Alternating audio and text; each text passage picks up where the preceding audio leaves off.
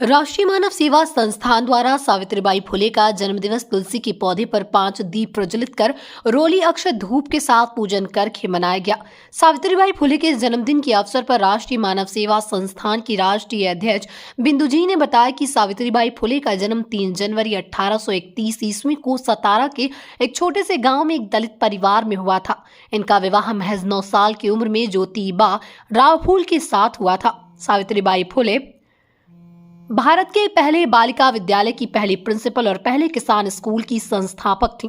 सावित्रीबाई फुले एक प्रमुख भारतीय सामाजिक सुधारक, शिक्षावाद और कवित्री थीं।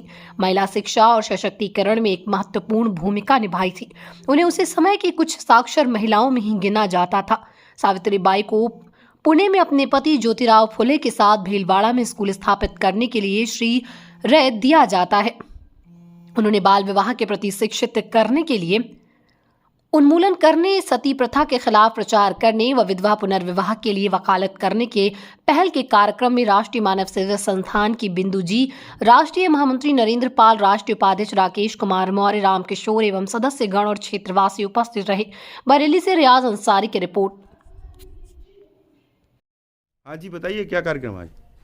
राष्ट्रीय मानव सेवा संस्थान की राष्ट्रीय अध्यक्ष मैं अपने संस्था की तरफ से आज हम लोग महिला की तरफ से जो प्रथम शिक्षिका थी इस देश की, जिनको आज ये समाज हमारा ये राष्ट्र भुलाए बैठा है, श्रीमती सावित्रीबाई फुले जी, उनका जन्मदिन ये दीपक और तुलसी जी की पूजा करके हम सभी संस्थावासी मना रहे हैं।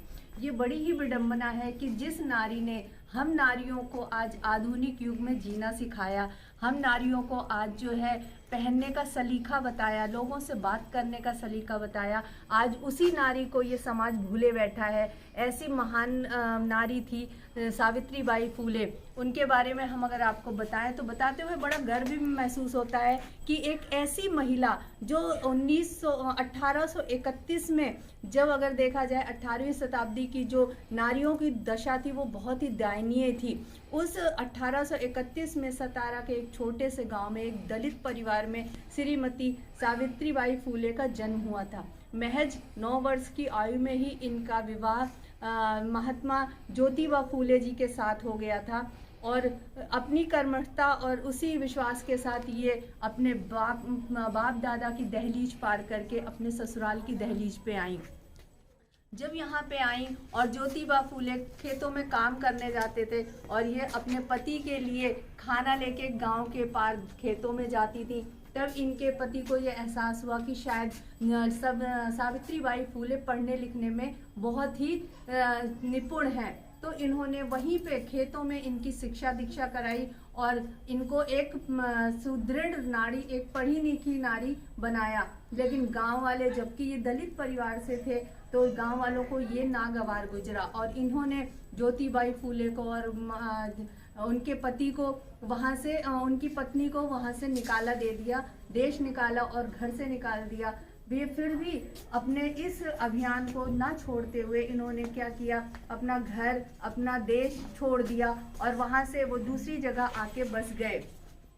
जहाँ भी इन्होंने सावित्रीबाई फुले ने महिलाओं के लिए एक पहला विद्यालय खोला 1848 में। अगर हम उस समय की बात करें तो उस समय सती प्रथा और बाल विवाह, विधवा विवाह, ये सब ऐसी कुरीतियाँ थीं जो समाज में नारियों को जीने नहीं दे रही थी। जिस नारी का अगर पति खत्म हो जाता था तो उस नारी को एकदम दयनीय दृष्टि से देखा जाता था।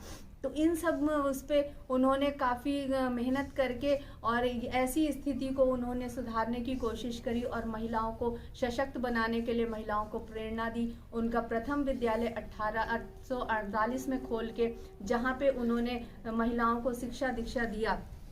आगे अगर हम बात करें इनकी, तो इन्होंने ही नारियों को विधवा विवाह से और सती प्रथा से निजात दिलाई और उसी दौरान जो है नारियों के साथ ऐसा था कि ऐसा व्यवहार होता था कि नारियों के साथ दुर्व्यवहार के साथ साथ अगर वो कभी गर्भवती हो जाती थी तो उन्हें ईंट पत्थर मार के जो है मार दिया जाता था। और वहीं सावित्रीबाई फुले जब स्कूल में पढ़ाने जाती थी तो गांव के अड़ोस पड़ोस के लोग उनके ऊपर कीचड़ फेंकते थे, गोबर फेंकते थे, जिससे दयनीय दशा हो जाती थी। लेकिन उससे वो विचलित नहीं हुई। जबकि वो अपने साथ एक और साड़ी अपने थैले में रख के ले जाती थी, जो स्कूल में जाके वो बदलती थी और उसको बदलने के बाद लड़कियों को, औरतों को शिक्षा दीक्षा देती थी और उन्हें आगे बढ़ने की प्रेरणा देती थी। आज उन्हीं की प्रेरणा के कारण ही ये हमारा जो आधुनिक समाज है, आधुनिक समाज की जो नारियां हैं, जो आज हर देश में आगे हैं, हर क्षेत्र में आगे हैं, चाहे वो स्थल हो, चाहे जल हो, चाहे समीर हो, तीनों जगह महिलाएं अग्रण हैं और हवाई जहाज से लेके साइकिल तक चला रही हैं, कंप्यूटर से लेके जो है रेलगाड़ी तक चला रही हैं। तो ये उन्हीं की प्रेरणा से हो सका है, जो प्रथम शिक्षिका बनी हमारी सावित्रीबाई फूले। लेकिन आज ये विडंबना है कि ये समाज, ये राष्ट्र उन्हें भुलाए बैठा है, लेकिन हमारी संस्था राष्ट्रीय मानव सेवा संस्थान के समस्त पदाधिकारी, जैसा कि आप देख पा रहे हैं, दीपक जला के और तुलसी पूजा करके उनकी जो है जयंती को मना रहे हैं। और हम आशा करते हैं और देश से भी ये आशा करते हैं कि ऐसी महान नायिकाओं को वो भूले ना बैठे, क्योंकि ऐसी नायिकाएं रहेंगी तभी हमारा राष्ट्र सुदृढ़ बनेगा, सशक्त बनेगा। जय हिंद, जय भारत।